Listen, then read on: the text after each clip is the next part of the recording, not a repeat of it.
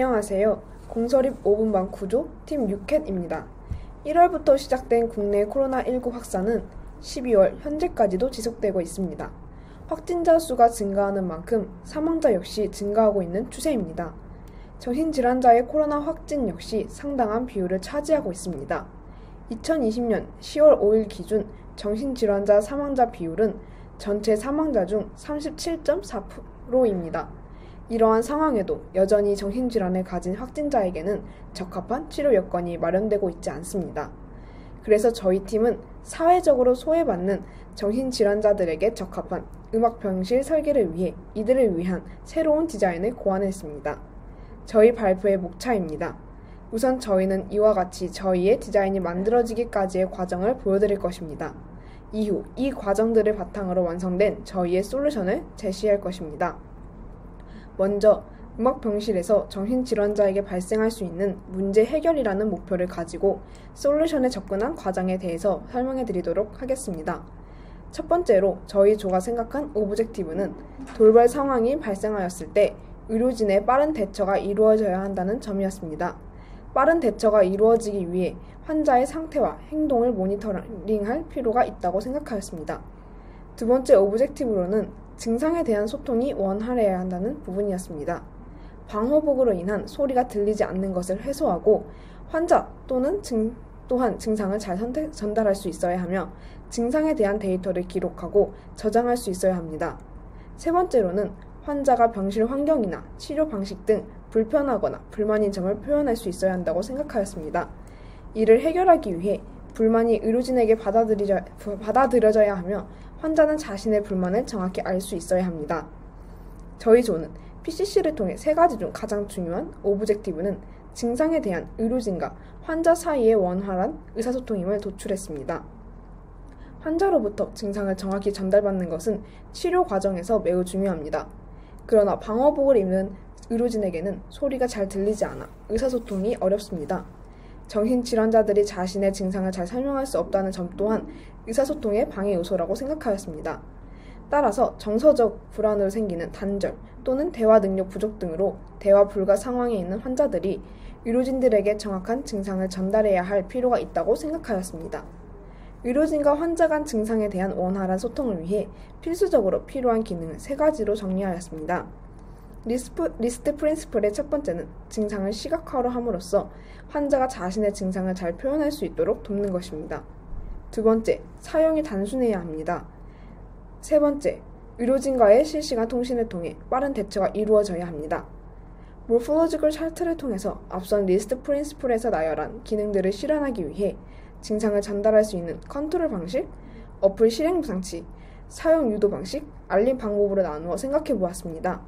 특히 환자가 자신의 증상을 잘 전달하기 위해서 컨트롤 방식이 중요하다고 생각하였습니다. 응급시 의료진을 부르는 버튼처럼 기능을 가지는 버튼을 디자인해 보았습니다. 그러나 다양한 기능들로 인해 너무 많은 버튼들이 필요할 것이라고 생각하였습니다. 이 단점을 해결하기 위해 다양한 버튼들이 있는 키보드를 대안으로 생각하였으나 키보드는 버튼이 많은 만큼 크기가 너무 작으며 사용이 쉽지 않다는 단점이 있었습니다. 이에 키보드의 단점을 보완하는 디자인을 생각해 보았습니다. 우리는 세계 최고의 포인팅 기기를 쓸 겁니다. 우리 모두 태어날 때부터 가지고 있는 것이죠. 10개씩 있는 손가락입니다. 손가락으로 화면을 터치할 것입니다. 원하는 만큼의 기능을 추가할 수 있고 스마트폰으로 인해 익숙한 터치스크린을 최종적으로 선택하게 되었습니다.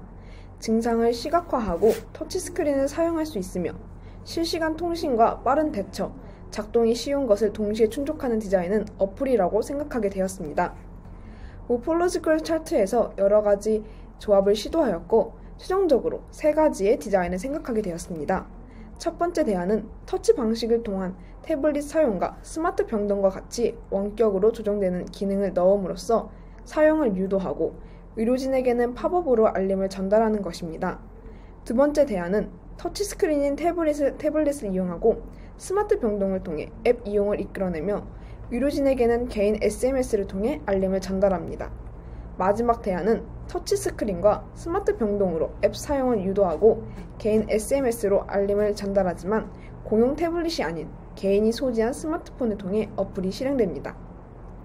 Limits and Boundaries에서는 환자의 개인적인 데이터를 저장하는 만큼 보안 표준을 준수해야 한다고 생각하였습니다. 또한 환자의 건강을 생각하고자 자기장에 새기는 ICN-IRP 및 정보통신부의 인체보호기준 권고안을 기준으로 세웠습니다. 앞선 과정들을 통해 최종적으로 선택된 디자인은 터치스크린이며 충분한 크기인 태블릿이 실행장치로 병실 내부 원격 조정을 통해 어플 사용을 유도하고 증상 기록이 의료진에게 팝업 알림으로 가는 시스템입니다.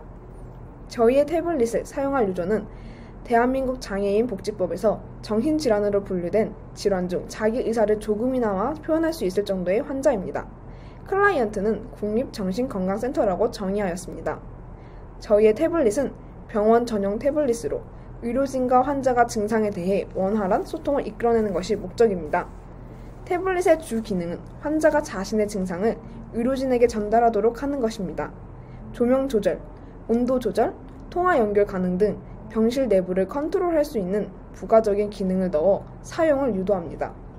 부기능은 환자가 낯선 태블릿에 익숙해지고 증상을 전달한 후 의료진의 빠른 대처를 경험함으로써 자신이 의료진에게 돌봄받고 있다는 것을 깨닫고 이후에는 자발적으로 자신의 증상을 전달하도록 이끌어내기 위한 수단입니다. 이 소프트웨어는 환자용과 의료진용 버전으로 나누어져 있습니다. 환자용 버전은 첫 화면에서 사람의 신체의 전체 이미지가 생성됩니다. 히즈넷에서 하루에 한 번 코로나 관련 검사지를 작성해야 넘어가는 시스템처럼 하루에 한 번 필수적으로 증상을 체크해야 하고 그 이후 언제든 불편사항이 생기는 경우 자발적으로 필요할 때마다 이용할 수 있습니다. 아픈 부위를 이미지에서 선택하면 그 부위에서 발생할 수 있는 증상들을 구체적으로 선택할 수 있습니다. 증상을 전달한 환자는 스마트 병동처럼 간단한 병실 시스템을 컨트롤할 수 있습니다. 따라서 병실 내부를 조절하기 위해서는 어플이 하루에 한 번은 필수적으로 이루어져야 합니다. 의료진에게는 팝업 알림으로 환자의 증상을 알려줍니다. 또한 환자의 증상 데이터가 저장되며 지속적으로 환자의 상태를 확인하고 증상을 통해 증상에 알맞은 조치를 취하도록 합니다. 원격으로 조정할 수 있는 부분 중 온도 부분에 대해서는 관련 종사자분들에게 자문을 구한 결과 음압 병실 내에 따로 온도가 지정되어 있지 않고 따뜻하게 온도를 유지해야 한다는 답변을 듣게 되었습니다. 이에 따라 저희는 적정 온도를 지정해두고 지정 범위 내에서 환자가 본인에 맞게 온도를 조정할 수 있도록 선택권을 제공하도록 결정하였습니다. 또한 고연령층의 경우 스마트폰이 익숙하지 않아 태블릿은 더욱 낯선 대상일 것이라고 생각하여 더 단순하고 직관적인 디자인을 설계하여 버전을 추가할 예정입니다. 저희 어플은 하루에 한 번 이상, 일주일에 며칠 접속했는가 라는 이용 빈도 조사를 진행하여 환자가 7일 중 4일 이상 접속하게 되면 문제 해결에 효과적인 것으로 평가 기준을 세웠습니다. 이때 하루에 한 번 해야 하는 기본 접속 외에 접속 기록부터 한 번으로 카운트됩니다. 담당 의료진에게도 몇 번의 진단에 이 소프트웨어에 도움을 받았는지 설문하여 60% 이상 도움을 받았다는 설문 결과와 앱 이용 시 만족도를 설문하여 75% 이상 만족하였다는 설문 결과가 나와야 하는 것으로 평가 기준을 설정하였습니다. 저희 앱의 포텐셜 스테이크홀더스로부터 설문조사를 진행하여 저희 앱의 수요와 개선점에 대해서 조사해 보았습니다. 앞서 보이는 것은 나이 분포도로 주로 20대가 많은 것을 확인할 수 있었습니다. 설문자 중 46.7%가 정신질환자를 만나본 경험이 있다고 답변해 주었습니다. 정신질환자를 만나본 사람들 중 병동에 배치될 태블릿이 증상에 관한 정신질환자들과 의료진 사이의 소통이 개선되는 데 도움이 될 것인가? 라는 문항과 앱 사용이 쉬울 것인가? 라는 문항에 대한 응답 모두 93%가 도움을 줄 것이라고 답변해 주었습니다. 도움이 되지 않을 것이라는 답변은 정신질환자는 사람과의 소통이 중요한 부분인데 어플로는 이 부분의 한계점이 극복하지 못할 것이라는 점을 지적해 주었습니다. 이 부분에 대해서는 저희는 의료진에게 팝업 알림을 통해 어플의 최대 장점인 실시간 소통이 이루어지게 하며 개선 방향을 잡았습니다. 저희 육회팀은 정신질환자에게 음압병실에서 발생할 수 있는 많은 문제들 중 증상에 대한 원활한 의사소통이 이루어지고 있지 않다는 점을 중요 문제로 지적하였습니다. 이를 해결하고자 본인의 증상에 대해 의료진에게 의견을 전달할 수 있는 Care Unit Control Assistance Tablet이라는 이름의 전용 태블릿을 디자인했습니다. 저희 팀의 솔루션은 시각화한 증상을 선택할 수 있게 하여 쉽고 명확하게 본인의 증상을 전달함으로써 의료진은 증상을 정확하고 빠르게 확인할 수 있도록 설계되어 있습니다. 따라서 의료진이 정신질환의 상태를 파악하고 빠르고 충분하게 대처하며 치료할 수 있도록 이끌어낼 것이라고 예상합니다. 이상 공설이 5분반 6회팀의 발표였습니다. 감사합니다.